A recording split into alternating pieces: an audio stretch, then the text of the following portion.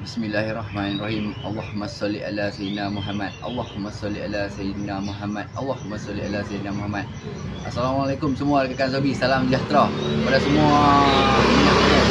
Dapat order umbaran daripada Abang Nap, Abang Rizal daripada Teping dan Abang Mi kita daripada BM. Alhamdulillah depa order umbaran 3 beradik Umbaran 3 beradik pintu depan belakang untuk MJ depa, untuk MJ kesayangan depa Baik, kalau kawan-kawan, untuk kawan-kawan yang berminat dengan umbaran saya, link nombor saya ada di bio saya, Baik, terima kasih kepada semua rakan-rakan yang biasa order umbaran daripada saya.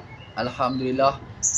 Terima kasih banyak-banyak saya ucapkan kepada semua kawan-kawan dan otai-otai di dalam Malaysia dan di luar Malaysia. Alhamdulillah, masih banyak-banyak kawan-kawan.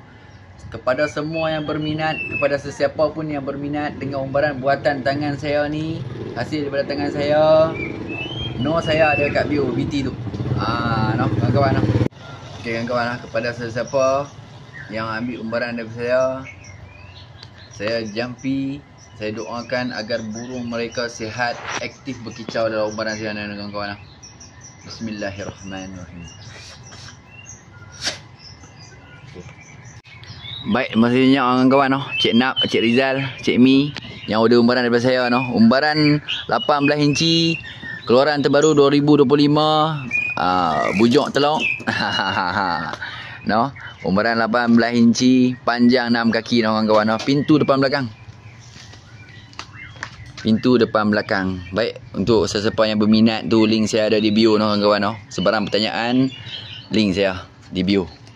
Link nombor saya di bio kawan-kawan. Kawan-kawan boleh tengok hasil dia.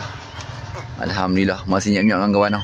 Siapa-siapa yang biasa ambil umbaran daripada saya tu, saya doakan agar semua kawan-kawan yang ambil hasil daripada tangan saya dimurahkan rezeki selalu kawan-kawan. Pintu depan belakang model ni kawan-kawan.